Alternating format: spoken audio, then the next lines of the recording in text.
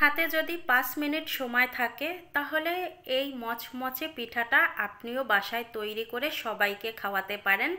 লাগবে 1 কাপ ময়দা আর একটি বোতল লাগবে, আর বোতল সবার ঘরেই থাকে। আর এই নাস্তাটি যখন তৈরি করবেন সঙ্গে সঙ্গে খেয়ে উঠে যাবেন, তাহলে কিন্তু মচমচে থাকবে, পরে এটা মচমচে থাকবে না। এই তো প্রথমে আমি 1 কাপ পরিমাণ নিয়েছি ময়দাটা এবার আমি নিয়ে নিচ্ছি এই পাত্রে। এবার লাগবে হচ্ছে কর্নফ্লাওয়ার, আর এখানে চাইলে আপনারা চালের গুঁড়োটাও দিতে পারেন। আমি এখানে 4 চামচ কর্নফ্লাওয়ার দিয়ে দিচ্ছি। দিয়ে এখনই হচ্ছে এখানে দিয়ে দিচ্ছি গুড়, আর গুড়টা আমি একেবারে মিহি করে নিয়েছি। তারপরে স্বাদ মতো লবণ দিলাম। গুড়ের পরিবর্তে আপনারা এই পিঠাটা চিনি দিয়েও তৈরি করতে পারেন। এবার হচ্ছে একটা ডিম ভেঙে দিলাম। ডিমটা দেওয়ার পরে এখন ডিমটা একটু ভালোভাবে ফেটিয়ে নিচ্ছি জলটা দেওয়ার আগে।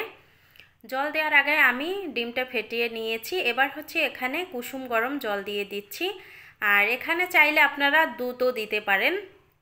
আমি জল দিয়েই তৈরি করছি। এখন অল্প অল্প জল দিতে হবে আর ভালোভাবে এটা গুলিয়ে নিতে হবে।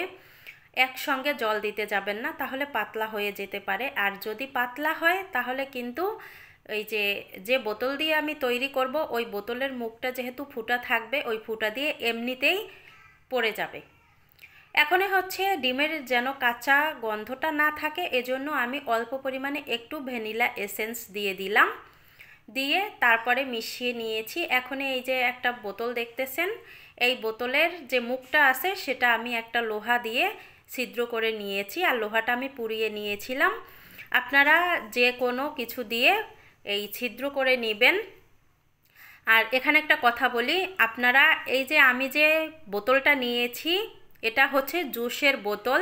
এই জুসের বোতল না নিয়ে আপনারা যে কোনো নরম জলের পট কিংবা 7 আপের পটটা নিতে পারেন।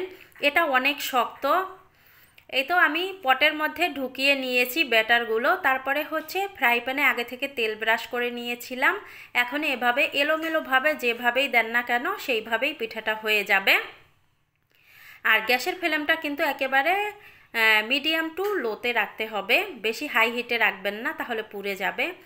আমি 1 মিনিটের মতো রেখেছি, তারপরে হচ্ছে পাটিসাপটার মতো উঠিয়ে নিয়েছি এপাশ থেকে ওপাশে। এখনও কিন্তু পাটিসাপটার শেপ হয়ে গেছে। এই পিঠাটা নামিয়ে নিয়েছি। এখন আরও একটা পিঠা আমি আপনাদের তৈরি করে দেখাচ্ছি। এই দেখেন, আমি যেভাবে দিচ্ছি এভাবে এলোমেলোভাবে দিয়ে দিবেন, তাহলেই পিঠাটা হয়ে যাবে। দেওয়ার পরে 1 মিনিটের মতো রেখেছি, চারোপাশটা একটু উঠিয়ে নিয়েছি। এখন এটা আমি হাত দিয়ে তৈরি করে দেখাবো। এই দেখেন, হাত দিয়েও যদি এভাবে ওই পাশ থেকে এপাশে নিয়ে আসেন তাহলেও কিন্তু পিঠাটা উঠে যাবে। তো সবগুলো পিঠাই আমি সেমভাবে তৈরি করে নেব, আপনারাও এভাবে তৈরি করে নেবেন। সবগুলো পিঠা আমার তৈরি করা হয়ে গেছে। এখন গরম থাকা অবস্থায় আমরা সবাই মিলে এই পিঠাগুলো খেয়ে উঠে যাব।